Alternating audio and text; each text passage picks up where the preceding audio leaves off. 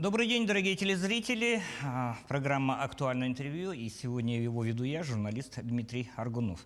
В Якутии состоялся первый республиканский конкурс педагогов кадетского образования. Опыт оказался удачным. Теперь организаторы хотят, чтобы конкурс стал традиционным. И об особенностях работы педагогов именно в направлении кадетских школ мы сегодня поговорим завучем Республиканской кадетской школы-интерната Юлией Тихоновной. Здравствуйте, Юлия Здравствуйте. Тихоновна. Ну и первый вопрос, конечно, я лично думал, что Мархинская кадетская школа, она единственная. Да? Но мнение ошибочно, как всегда, человек свойственно ошибаться. Сколько вообще кадетских школ, интернатов в нашей республике? Так, в республике у нас вообще 5 общеобразовательных школ, которые реализуют кадетское образование.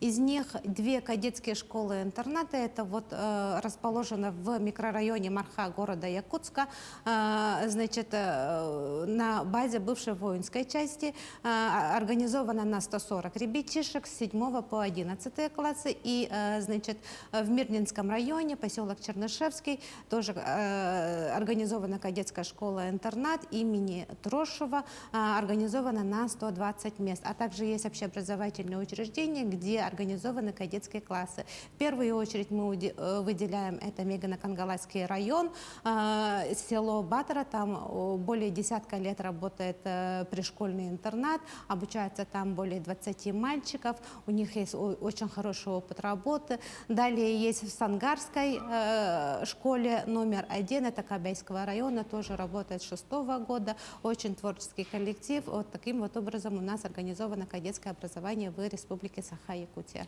Юлия Тихоновна, а в чем вообще отличие кадетской школы с интернатом, да, от общеобразовательной? Ну, ответ напрашивается, но более подробно.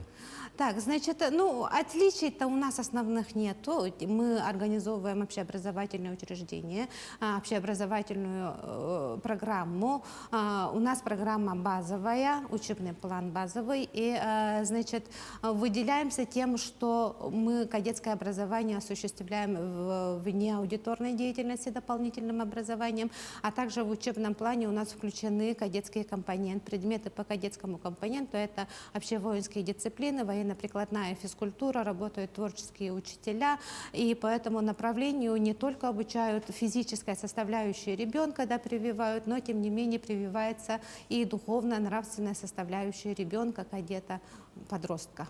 Угу. Вот вы назвали одной из особенностей, это чуть ли не круглогодичное проживание в интернате. Да? Я вообще очень поразился, когда мы перед эфиром с вами поговорили. Да? Оказывается, в наше такое гиперопеки время со стороны родителей есть такое явление, как проживание ребенка чуть ли не круглый год вдали от родителей. В школах у нас, в кадетских школах-интернатах хочется выделить у нас гендерное обучение. Обучаются только одни мальчишки. Это раз. Значит, в интернате у нас проживают, да, круглогодично, но имеют возможность увольнения. У нас есть очень хорошее мероприятие, которое всем любимо и поддерживается нашими кадетами и родителями. Значит, проживают в интернате с понедельника по субботу. Субботу, воскресенье выходят домой. Это свободное время. Ребенок может располагать им свободно по своему хотению. И на полное государственное обеспечение полностью обеспечиваем, и питанием пятиразовым, и, значит, проживание полностью бесплатно, и форменным обмундированием тоже обеспечиваем. Конкурс большой, да? Конкурс большой при поступлении, да, значит, на одно место мы выделяем 5 кадет, более 5, 6, 7 кадет, вот таким вот образом. Желающих бывает очень много, набираем мальчиков после 6 класса, успешно окончивших 6 класс, и конкурс бывает большой. В этом году мы набираем 30 кадет, 7 класс. Угу. Юлия Тихоновна, а вообще предполагается ли, что в дальнейшем те ребятишки, которые проходят обучение в кадетских школах, они обязательно должны стать военными? Так, значит, это очень такой тонкий вопрос. Во-первых, поступая в военные учебные заведения, МВД, МЧС, УФСИН, да, есть такое мероприятие, которое называется военно-врачебная комиссия. То бишь тут не главное его желание ребенка, да, поступающего, тут необходимо и пройти военно-врачебную комиссию, она очень достаточно строгая. Если молодой человек физически крепкий, то у него все равно иногда бывает такое, что медицинский отвод бывает, поэтому мы не только подготавливаем по учебным дисциплинам, ну, ЕГЭ подготавливаем, да, но и физическое, вот, спортивное состояние, здоровье тоже смотрим. Вот ваше видение как педагога дальнейшего развития системы кадетских школ. Какой должна стать кадетская школа, чтобы полностью соответствовать требованиям современности? Так, значит, у нас сейчас реализуется ФГОС. На основании ФГОС это у нас системно-деятельностный подход. Да? Кадетское образование сейчас имеет свои очень хорошие особенности по воспитательной работе, но тем не менее мы видим в развитии, значит, образования. Тут не только, значит, мы в этом году у нас спортивно-оборонный профиль школы, то в следующем году мы хотим иметь направление инженерно-техническое. Так, значит, по этому направлению у нас здесь работает большое количество людей, целая команда. Угу. А с какими трудностями вот вы, как педагог, возможно, сталкиваетесь? Но трудности у нас, как и в общеобразовательных школах, они одинаковые, но трудности — это понятие, наверное, неправильное. Есть проблемы, которые они выявляются и решаются на месте. Нет проблем, нет человека, как говорится, да? Нет проблемы, нет школы, нет проблемы, нет кадетского образования, скажем так, да, целенаправленного, узкого. Проблемы есть, мы их выделяем, решаем всем творческим коллективом. Есть основная проблема в нормативной базе по всей России. У нас только о кадетском образовании озвучено в законе об образовании, есть нормативное письмо Минпросвещения, но тем не менее есть в некоторых регионах, даже вот в Красноярском крае, закон об кадетском образовании, да, внутри республики необходимо, наверное, уже пора при решении этой проблемы принять какие-то внутрилокальные акты, это раз, да. Два, значит, есть у нас понятие военизированный уклад жизнедеятельности кадетов и общеобразовательные направления, вот эти необходимо содержать баланс между этими направлениями. И при решении этой проблемы у нас есть уникальная штатная единица, это заместитель директора по профильной работе или же по военной деятельности кадет, тот человек, который регулирует и держит баланс между военным укладом и общеобразовательной деятельностью.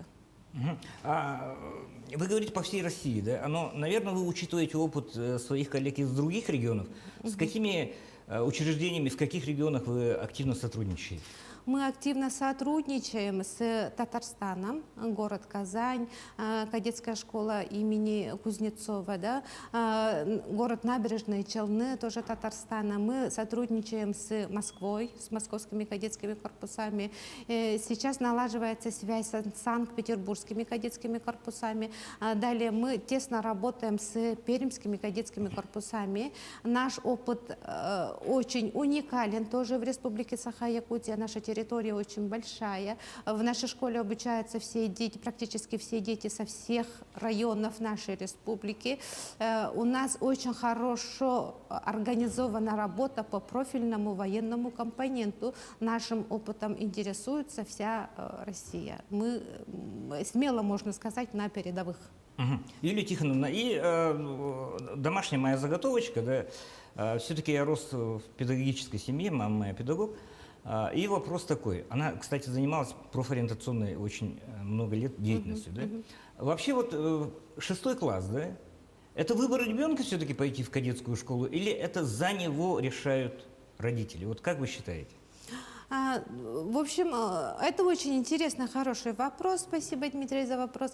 И при поступлении в кадетскую школу мы проводим вступительные испытания. Это, во-первых, русский язык, математика. Мы включили в этом году историю. Кадет, поступая в кадетскую школу, должен знать историю кадетского образования, историю России. Между прочим, если охватить, то кадетское образование имеет начало 1701 года, это Петровская эпоха, да, Петра I. Между прочим, если у нас в 18 веке есть ребята, молодые люди, которые обучились и окончили кадетский шляхетный корпус Санкт-Петербурга, это у нас, вот если в историю заглянуть, очень интересные моменты есть. Да? Вот эти моменты ребенок должен знать, должен внутренне хотеть, интересоваться, любить свою родину. И, значит, далее, если у нас вступительные испытания, как, скажем, проход через психолога, психологическая составляющая, мы смотрим ребенка, как он может ужиться в интернатном, значит, условии, а также мы смотрим его личное желание учиться в кадетской школе-интернат. Ребята приходят с желанием стать военными. Если даже ребенок немножко, скажем так, здоровье не позволяет, но ребенок очень хочет себе примерить этот военный уклад жизни, то мы с удовольствием берем, зачисляем в ряды кадетов. То есть, Юлия Тихоновна, вы очень активно используете вот этот детский порыв, когда в детстве многие хотят становиться там героями, летчиками, космонавтами и так далее. Да. И вот это вот все исконно детские желания вы активно прокладываете на теоретическую основу, то есть используете вот это тоже,